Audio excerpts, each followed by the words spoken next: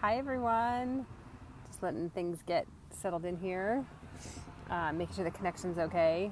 I'm happy I have my headset on because there's a ton of trucks around.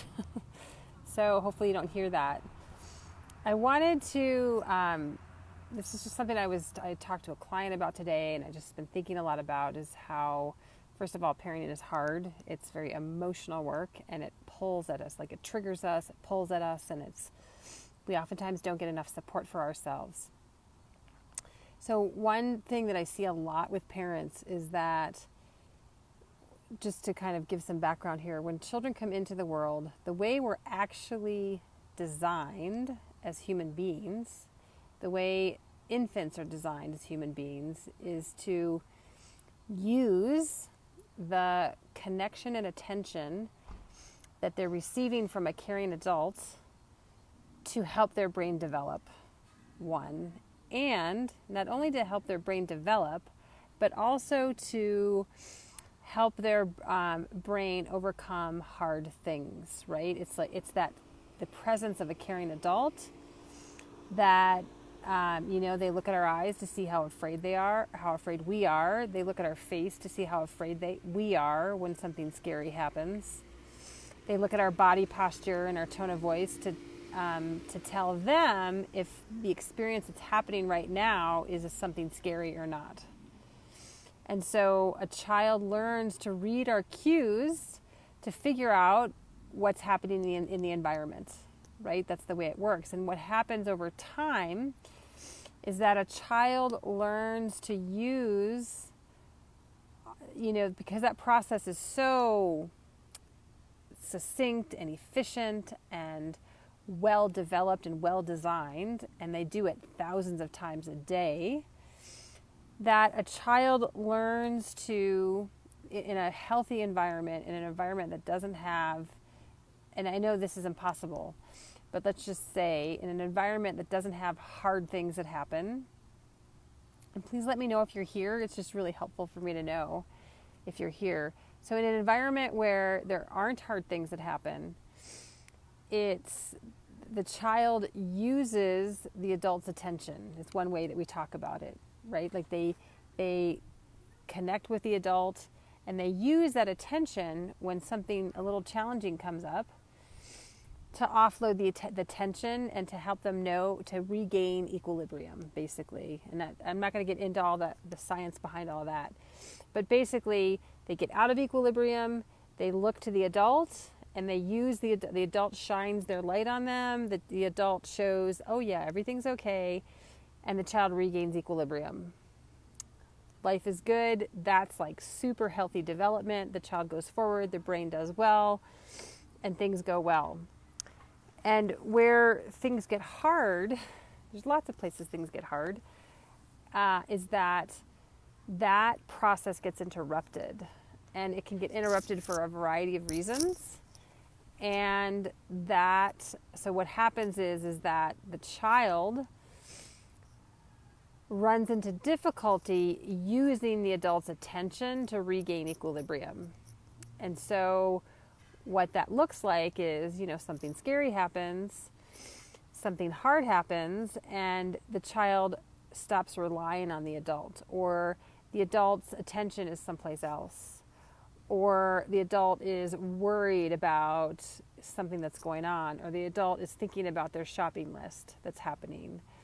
And I'm not talking about something that's life-threatening, and that could be the case too, but I'm talking about like everyday things that we don't necessarily understand as the adult, that there could be hard things going on for the child that we don't understand. Like we went to the laundry room and all of a sudden we're gone and we're like, what's wrong?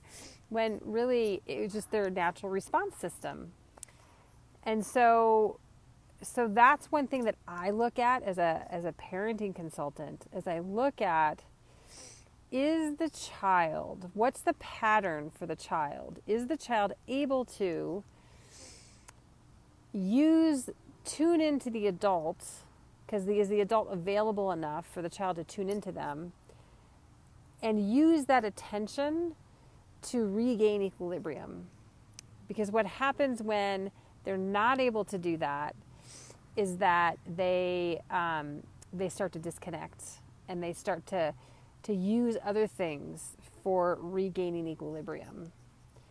And as a kid, it could be anything. I mean, it could be a blanket, right? It could be a favorite toy. It could be behaviors, like we could be seeing, like separation anxiety, all kinds of things that are showing up. And so it's just something to be aware of as a parent. And I know I'm not trying to say, here's one more thing for you to do, but it's much more around how we show up every day as a parent and our ability to tune into the child so the child can use our attention. Because that's kind of the starting point. And it has so much to do with what's going on in our minds and what's going on in the background and what are our thoughts and worries and cares and fears and all that kind of stuff.